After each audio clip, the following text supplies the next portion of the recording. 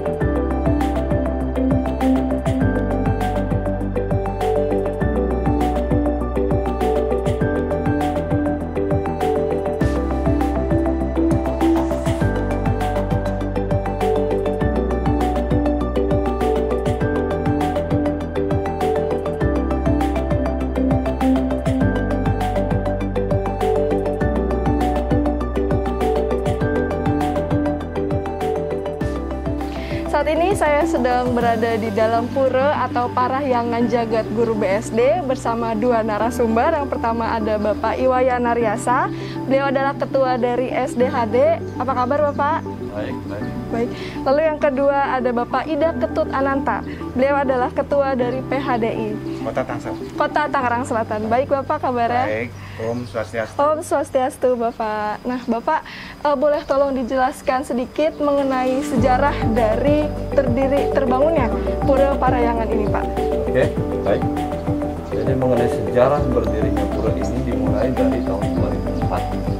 Jadi inisiatornya adalah tokoh-tokoh kita yang tinggal di BSD dan sekitarnya. Dia berusaha untuk mendapatkan lahan melalui pengembang, kemudian pemerintah dan sebagainya. Sehingga pada tahun 2009, jadi kita mendapatkan ada lahan dan sudah mendapatkan izin. Kemudian pada tanggal 10 Oktober 2010 sudah dinyatakan bahwa pura ini layak sebagai tempat ibadah, layak dipergunakan sebagai tempat ibadah.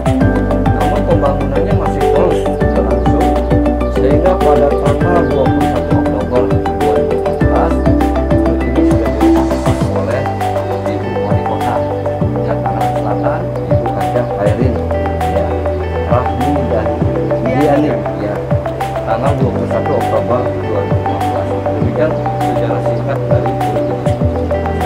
Nah kalau untuk pura ini nih Pak dapat menampung berapa banyak jemaat? Ya. Jadi kalau masalah jemaah kita memiliki 500 kakak ya. 500 kakak kurang lebih sekitar kalau rata-rata tempat berarti 20. ya 2000 ya 2000 orang ya. Tapi untuk di utama Mandalika jadi setiap persamaan adalah maksimal 200 orang itu sebelum COVID ya, tapi karena ada COVID ada pembatasan ya, ada jaga jarak jadi 50% dari 200 ya, jemaat yang ada di Baik Bapak, kalau untuk keunikan dari pura ini apa Bapak bisa tolong jelaskan? Baik, terima kasih Mbak Ajeng. Tadi saya tambahkan sedikit ya. Berkaitan dengan pandemi, kami mengurus di sini tidak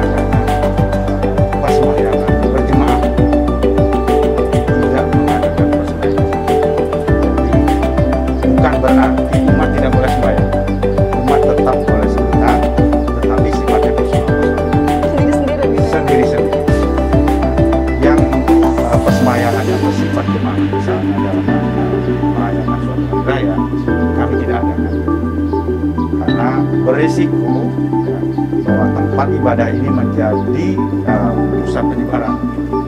Oleh karena itu, pada saat puncaknya pandemi itu, kita tidak sama sekali tidak melakukan seperti.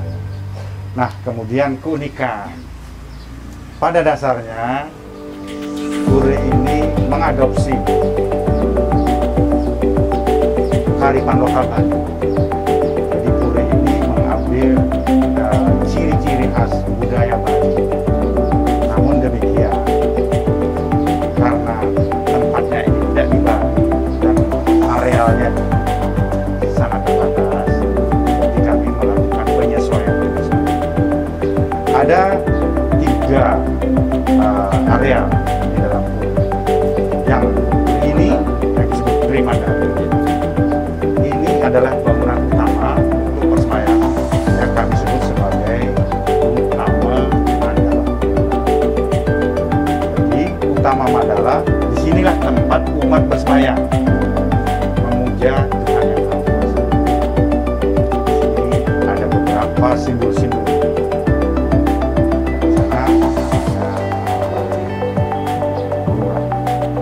Paling ujung ya Pak? Kamu juga. Ini bangunan utama. Ini Parmasana. Lalu ini Publik yang ini. Yang di sana itu Beji dan Amansari. Ini Balai Gida. Yang satu lagi Balai Paleda. Semua ini adalah wujud simbol-simbol. Jadi kami umat Hindu di Bali sangat memaknai tempat sembahyang ini dengan berbagai. Nah, namun demikian, pemujaan utama ada di Padmasana. Yang tengah ini ya Pak? Yang tengah itu. Kita lihat di sana, di bawah ini ada dua apa namanya naga. Ada 2 naga di sana. Ini bentuk simbol. Yang satu yang disebut sebagai Ananta Boga, yang satu lagi Basuki. Artinya apa itu? Alam ini, dunia ini bisa eksis, bisa hidup kalau ditunjang oleh 2 naga yang makna simbolis. Basuki artinya air. Kehidupan itu bisa berjalan kalau ditunjang oleh air. Benar sekali Mbak Aja. Kalau tidak ada air, tidak ada kehidupan. Nah, itu yang disebut Basuki. Jadi jangan dimaknai secara literal dalam bentuk bahwa bumi ditunjang oleh naga sebenarnya. Bukan, itu makna simbolis. Artinya kehidupan di dunia ini akan berjalan jika ada air. Kemudian yang satu lagi, Ananta Boga. Ananta Boga itu artinya Boga, pernah dengar Boga? Kalau di jurusan Tata Boga, masak-masak begitu ya Pak? Iya. Makanan? Itu makanan. Oh. Jadi makhluk ini bisa eksis di dunia kalau ada makanan. Ada air, ada makanan. Maka kehidupan di dunia bisa berjalan. Itu bentuk simbol. Nah, ini ada beberapa tahapan. Nah, sampai di atas itu yang paling atas, itu kosong. Kalau di bawah penuh dengan aneka ragam ciptaan manusia. Tapi begitu sampai ke puncak, itu kosong. Artinya apa? Dalam konsep Hindu, Tuhan itu adalah gaib. Tidak terpikirkan, tidak dapat diucapkan dengan kata-kata, dan tidak dapat dilihat. Jadi, secara filosofi, bahwa Tuhan itu tidak dapat dilihat dengan mata, tetapi dengan mana mata dapat melihat, itulah Tuhan. Tuhan memberikan telinga. Tuhan tidak bisa didengar oleh telinga. Tetapi dengan mana manusia mendengar, itulah Tuhan. Tuhan memberikan kita kelengkapan berpikir. Tuhan melampaui pikiran manusia yang terbatas ini. Tapi dengan mana manusia pikirannya tercerahkan, itulah Tuhan. Nah, ini filosofi-filosofi yang mendasari konsep teologi dari Tuhan. Jadi untuk sementara itu yang saya dapat sampaikan. Keunikan berikutnya, kami di Pura BSD ini, yang kita sebut Parahyangan Guru, sangat menempatkan perbedaan-perbedaan itu dengan terhormat. Sebagaimana kita ketahui, umat Hindu tidak hanya dianut oleh suku Bali, etnis Bali. Tidak. Hindu juga dianut oleh orang Jawa, suku Jawa, Sunda. Nah, tempat ini memberikan ruang untuk mereka yang Jawa untuk sembahyang dengan cara Jawa, yang Sunda bersembahyang dengan cara Sunda. Jadi Hindu adalah agama yang memberi tempat terhormat terhadap semua perbedaan. Jadi sebagaimana kita ketahui, ideologi Pancasila yang ada tulisannya Bhinneka Tunggal Ika itu sumbernya dari sastra Hindu. Jadi sangat menghargai perbedaan, berbeda-beda tetapi kita bersatu, bersatu dalam perbedaan, berbeda dalam kesatuan. Saya rasa itu, Mbak.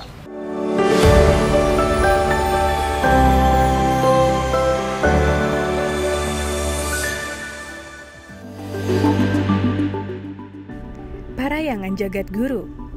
Rumah ibadah agama Hindu yang berada di Tangerang Selatan ini mengadaptasi etnis dan juga kebudayaan suku Bali. Miniatur dari kebudayaan Bali bisa dilihat di dalam Parayangan Jagat Guru. Agama Hindu merupakan agama yang bisa menerima kebudayaan dari masing-masing etnis, baik itu suku Jawa, suku Sunda, dan suku lainnya. Ritual-ritual yang ada pada sebuah kebudayaan bisa diterapkan ke dalam ibadah agama Hindu.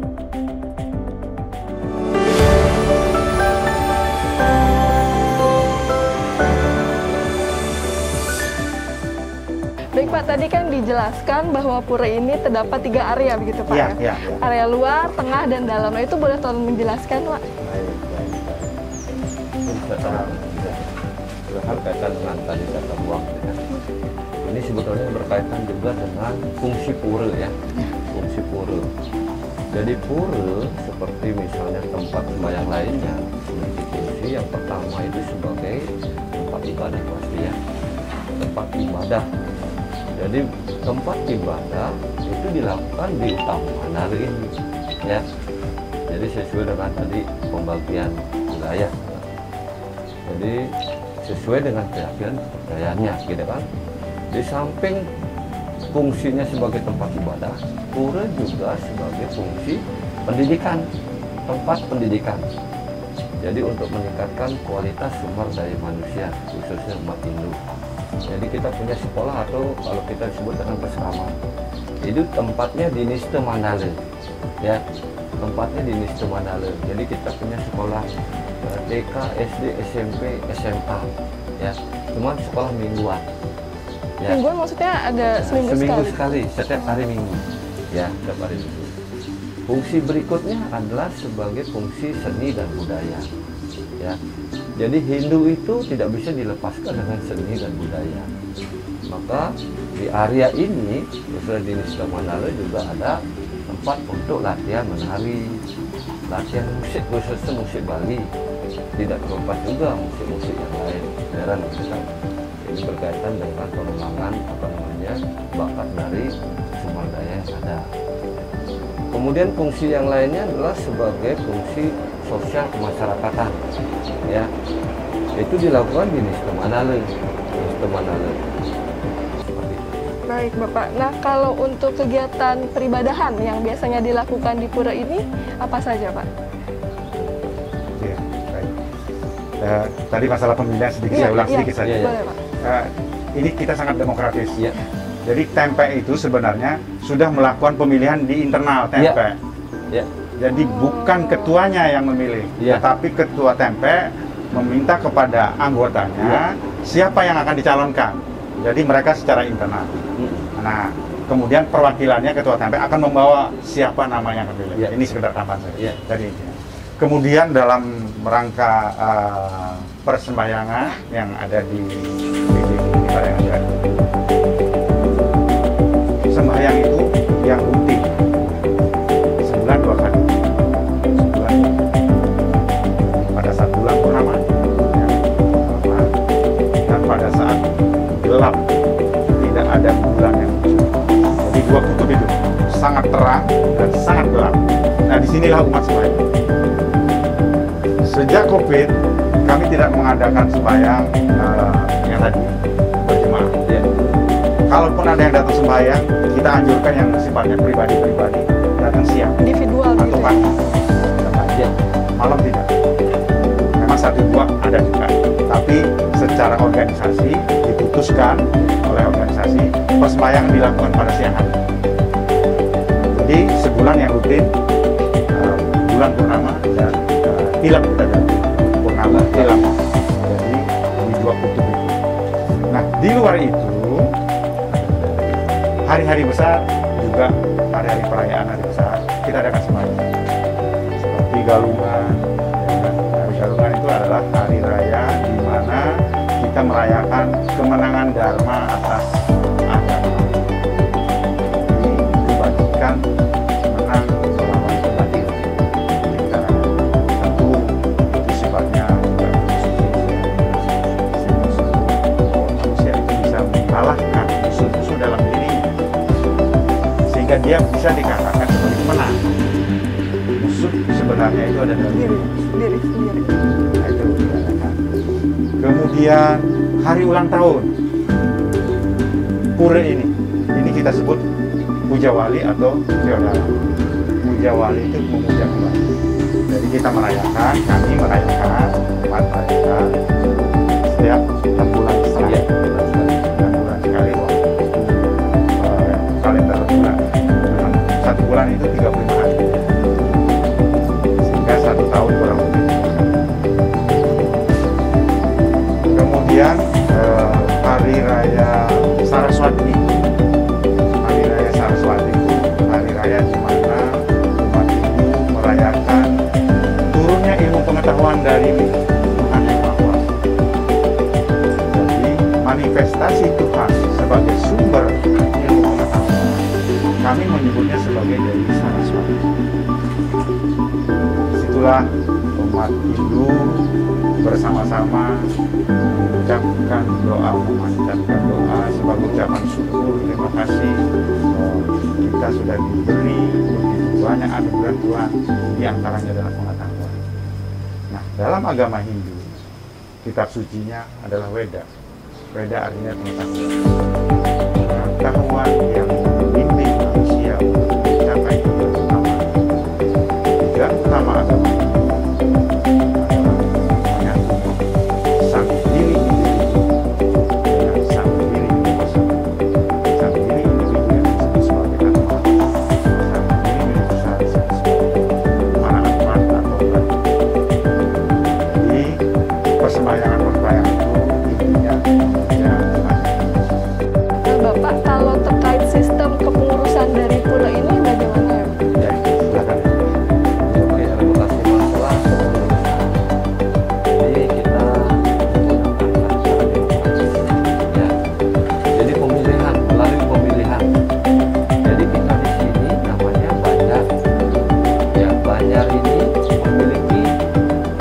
bagian-bagian di bawahnya disebut dengan tepek.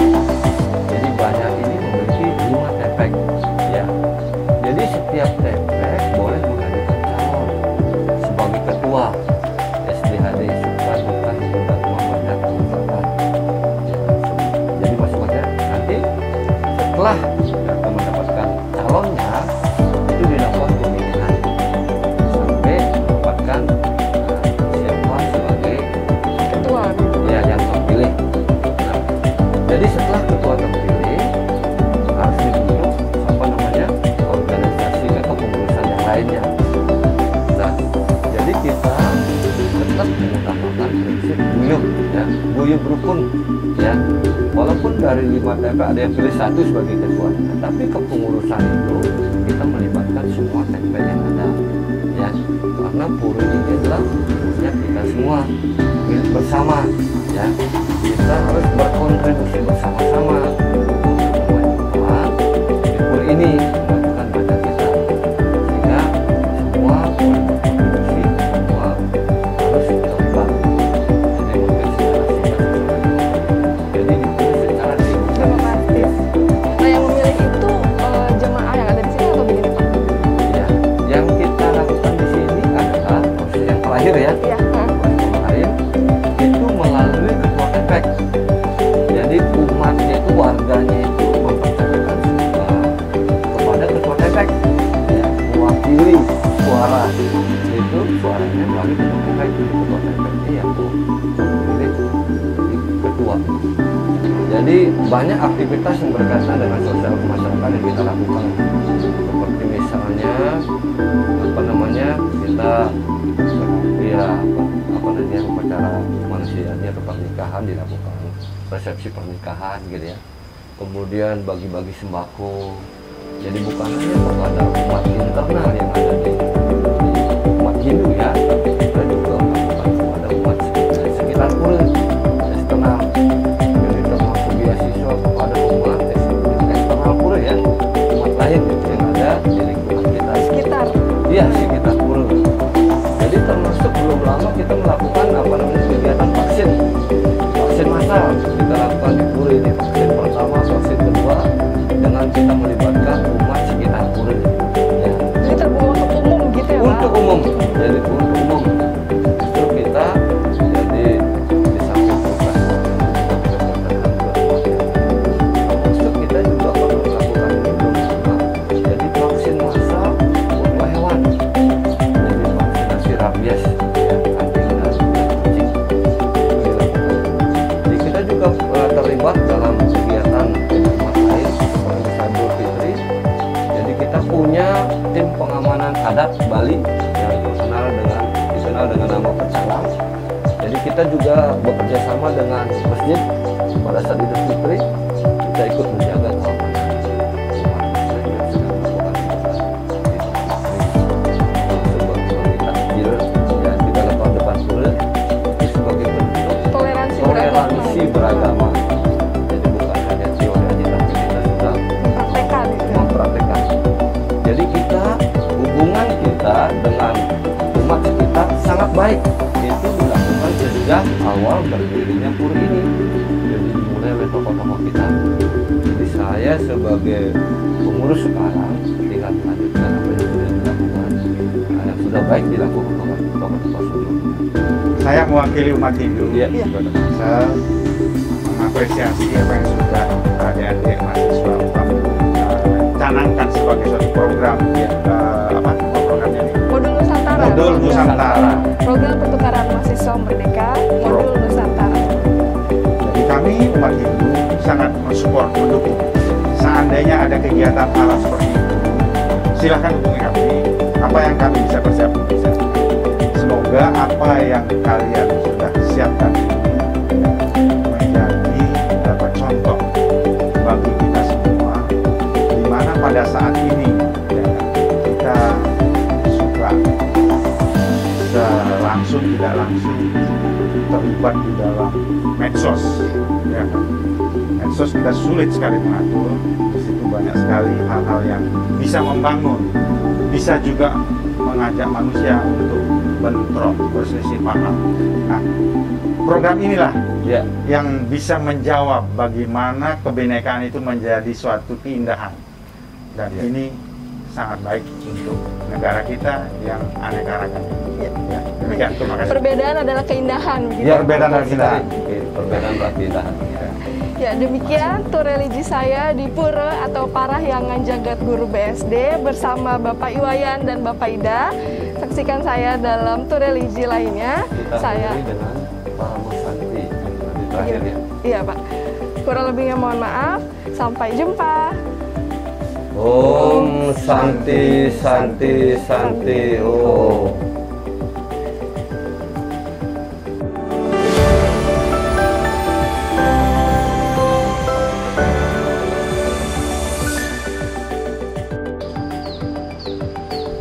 Tur religi kali ini mengajak kita melihat-lihat sebuah keadaan yang menyerupai kondisi dan keadaan di Bali. Walau tidak semegah di sana, Parahyangan Jagat Guru sudah benar-benar membuat miniatur Bali untuk ada di kota Tangerang Selatan.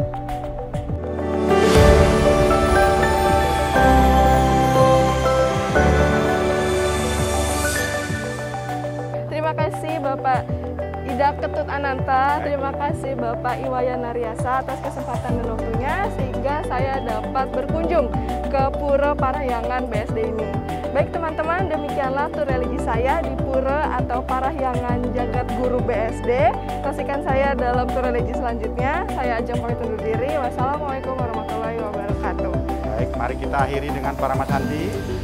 Om Santi Santi Santi Om.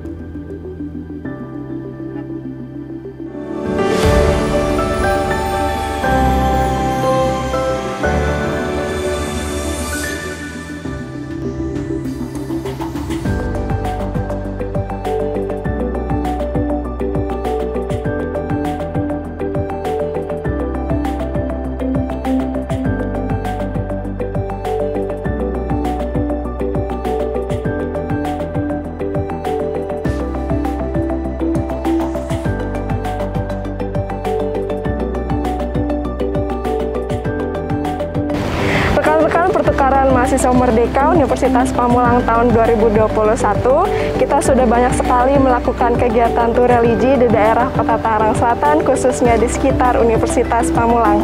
Pada kunjungan pertama, kita sudah mendatangi tempat ibadah bagi umat Buddha, yaitu Vihara Kuan Intang, dan dilanjutkan tempat ibadah bagi umat Konghucu di Makin Litang Bakti.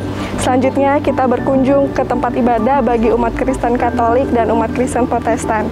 Untuk umat Kristen Katolik, kita sudah berkunjung ke Gereja Santo Barnabas, dan untuk tempat ibadah bagi umat Kristen Protestan, kita sudah berkunjung ke Gereja Kristen Indonesia Pamulang. Selanjutnya, kita sudah berkunjung ke Masjid Agung Al-Ikhlas dan Masjid Agung Al-Mujahidin, tempat ibadah bagi umat Islam. Dan di akhir perjalanan, kita sudah berkunjung ke tempat ibadah bagi umat Hindu, yaitu Pura Parahyangan Jagat Guru. Keenam tempat ibadah bagi umat beragama yang ada di Kota Tangerang Selatan, khususnya di sekitar Universitas Pamulang, sudah kita lalui. Kebinekaan dan keberagaman merupakan ciri khas dari Indonesia. Dan dari keberagaman tersebut, marilah kita sebarkan cinta. Saya Ajeng Anggraini pamit undur diri. Semoga program tur religi ini dapat bermanfaat bagi saya dan kita semua, yang termasuk ke dalam program pertukaran mahasiswa Merdeka tahun 2021.